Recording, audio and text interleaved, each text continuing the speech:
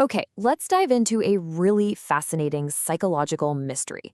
We're going to connect these huge global crises, things that affect every single one of us, to some of the most private, most complex thoughts a person can have. And trust me, it's a link you might not see coming. So here it is. This is the central paradox we're going to try and unravel today. Why on earth does a fantasy that seems to be all about losing control suddenly become more appealing when our lives feel the most out of control?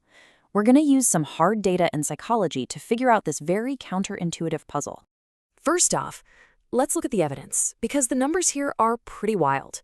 Back in the 2008 financial crisis, searches for this stuff jumped 27%. Fast forward to the 2020 pandemic, they shot up a staggering 41%.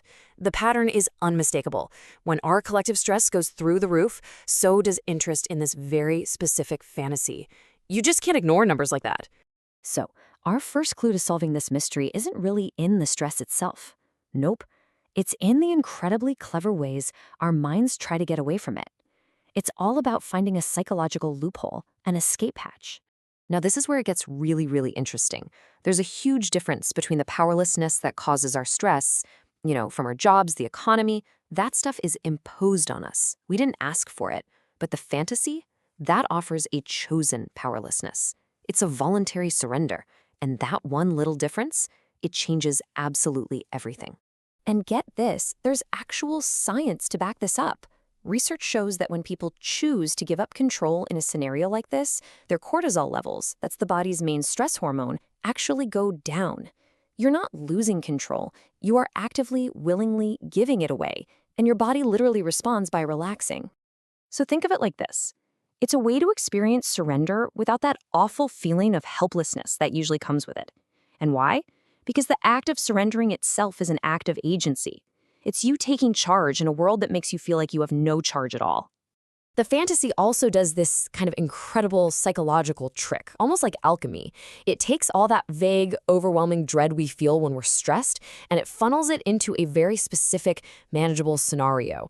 It basically hijacks the brain's anxiety wiring and reroutes all that energy into sexual arousal instead. And let's be real, stress can create a ton of anxiety around sexual performance. This fantasy offers a brilliant way out. It just shifts all that pressure to perform onto somebody else in the scene. This lets you experience pleasure without that burden. It just totally rewrites the rules of the game. Okay, let's move on to our second clue, because this isn't all just in our heads. Our own biology, our bodies, are playing a secret and frankly very surprising role in this whole thing. Check out this crazy cycle. So, long-term stress makes testosterone levels go haywire. When they crash, interest in these kinds of submission fantasies can actually go up. But then when your levels rebound and spike, the arousal you get from those exact same fantasies feels way more intense. It creates this powerful, self-reinforcing loop. And that brings us to this number, a potential 200% increase. What is that? Well, that's the surge in dopamine, the brain's main pleasure and reward chemical that could be triggered by a new, psychologically complex sexual idea. And this kind of fantasy is exactly that. Now, here's why that dopamine hit is so important. A brain that's been worn down by chronic stress isn't just looking for pleasure, it's starving for it. So that massive dopamine surge feels incredibly, disproportionately rewarding. It makes the fantasy a uniquely powerful kind of relief. We might even be tapping into something really old here, some deep evolutionary wiring. There's a theory that our brains have arousal triggers designed to respond to potential infidelity. Well, modern stress, which can create a lot of distance and uncertainty in relationships, might just be flicking those ancient switches on by accident.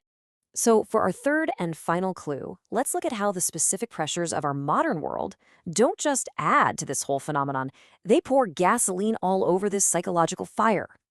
The data here is so specific, it's fascinating. Financial crises, they trigger anxiety about our status, and we see a spike.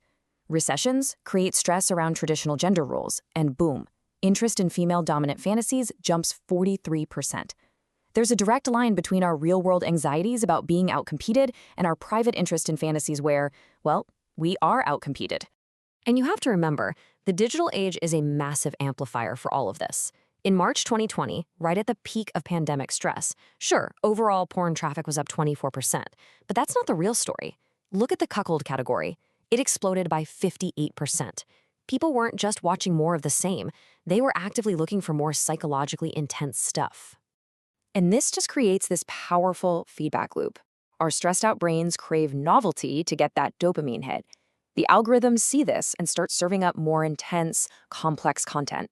Then, seeing these categories trending makes them feel more normal, and during isolation, the complex social stuff in these fantasies can even make us feel a sense of connection. And for a lot of men, this is huge. The stress of modern life feels like a direct attack on those traditional masculine roles: the provider, the protector, the performer. When it feels impossible to keep all those plates spinning, this fantasy offers a profound sense of relief. It's a temporary erotic escape from those very roles.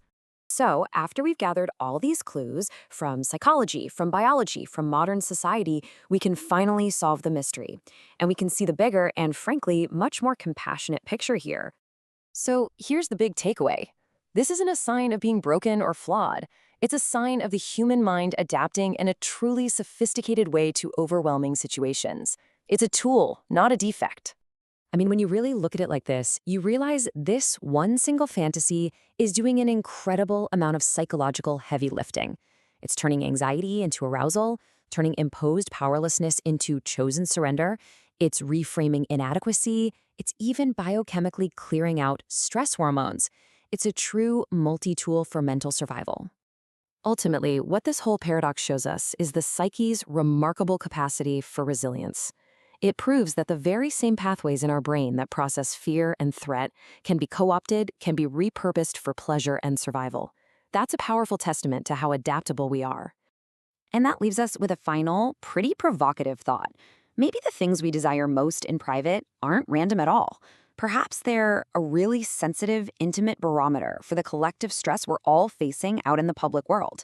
What we fantasize about might just be a mirror, reflecting what we're all trying to survive.